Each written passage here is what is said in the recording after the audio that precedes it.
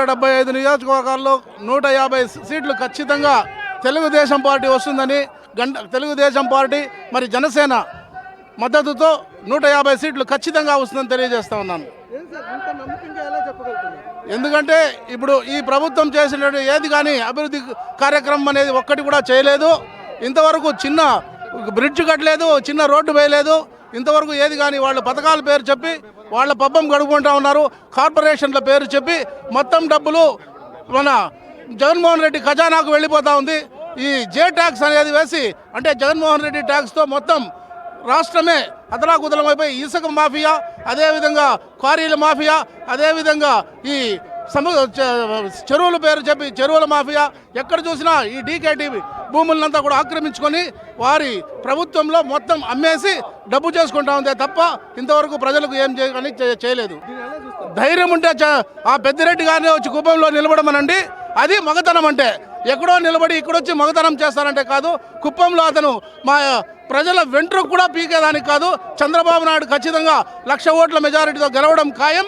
దీన్ని ఆయన చూసి హార్ట్ అటాక్ చేసుకుంటాడో, లేకుంటే గుండు కొట్టించుకుంటాడో, లేకుంటే ఈ రాష్ట్రం ముదిరి పారిపోతాడో చూసుకోవాల్సిన పరిస్థితి రామచంద్రారెడ్డి గారికి ఉంది.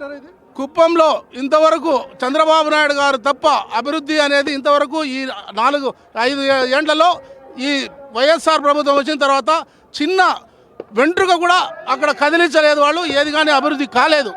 ఈరోజు ఆయన కట్టిన రోడ్లే, ఆయన కట్టిన కాలేజీలే, ఆయన కట్టిన రోడ్లే ఉన్నాయి తప్ప ఏ అభివృద్ధి కార్యక్రమం అనేది ఇంతవరకు వైఎస్ఆర్ ప్రభుత్వం చిన్న పని కూడా చేయలేదని ఘంటాపథంగా తెలియజేస్తా ఉన్నాం. వాళ్ళు ఏదైనా చేస్తుంటే ఫలానా కార్యక్రమం చేసినామని తెలియజేయండి.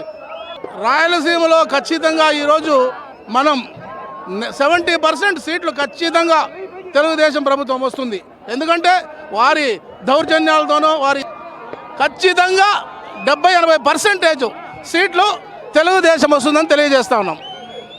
సార్, కుప్పంలో ఈసారి చంద్రబాబు నాయుడు ఓడిస్తామని చెప్పండి పెద్దిరెడ్డి అంటున్నాడు కదా. ఆ మాటకి అర్థం ఏమంటే పగటి కళలు మానేయాలి, మందేసుకోవడం తగ్గించుకోవాలి. ఇదంతా చేసుకుంటూ కుప్పం మాదే 175కు 175 ఇదంతా పగటి కళలు అన్నమాట. ఇప్పుడే ఉచ్చ కారుతా ఉంది. ఇది కుప్పంలో 1,00,000 ఓట్ల మెజార్టీయే ధ్యేయంగా పనిచేస్తున్నాం.